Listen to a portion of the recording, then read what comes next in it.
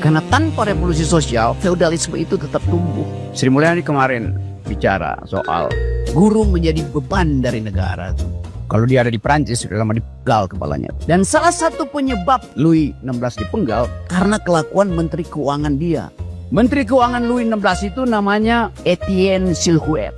Ini Menteri Keuangan yang ditugaskan oleh Louis untuk pajaki rakyat. Karena Prancis bangkrut, membiayai kehidupan mewah istana, termasuk ratunya Antoinette. Membiayai perang dengan Inggris, bangkrut Prancis pada waktu itu. Lalu datang inisiatif dari Menteri Keuangan yang namanya Etienne Silhouette. Dia bondar-mandir sampai ke desa-desa. Begitu dia lihat ada sandal yang agak baru, dia pajakin.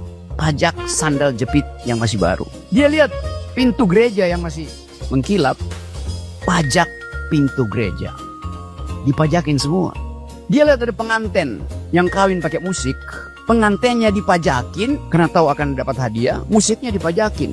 Royalty. Itu dilakukan oleh Menteri Keuangan Louis yang namanya Etienne Silhouette. Saking keselnya rakyat Prancis, saking keselnya wartawan Prancis terhadap kelakuan Etienne Silhouette, setiap kali diberitakan wajahnya si Etienne Silhouette itu dibikin hitam putih aja. Dari situ istilah Silhouette dimulai. Karena kebencian. Dan kebencian itu akhirnya berakhir di 1789 di alun-alun kota Paris. Untuk pemenggalan Louis XVI. Di dalam konsep yang saya terangkan tadi, apakah Sri Mulyani mengerti bahwa tugas negara di Indonesia, di negeri ini adalah mencerdaskan kehidupan bangsa. Oleh karena itu, biaya pendidikan harus ditanggung negara. Lain di Amerika, nggak ada tugas negara mencerdaskan kehidupan bangsa. Setiap anak Amerika umur 18 tahun, bapaknya bilang, udah selesai, lu cari duit sendiri kalau mau belajar. Karena negaranya negara libertarian. Kita negara yang didesain secara sosialistis. Dengan konsekuensi, negara harus state spending expenditure mesti diberikan justru untuk meningkatkan taraf pendidikan kita. Supaya nanti ketika pemilihan umum tidak ada lagi orang dungu yang nunggu amplop di pojok-pojok kampung.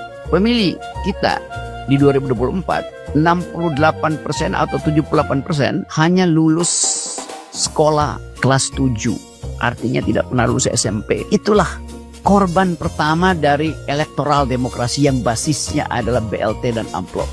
Karena tidak ada diskurs yang memungkinkan orang menagih pajak berdasarkan aturan rasional.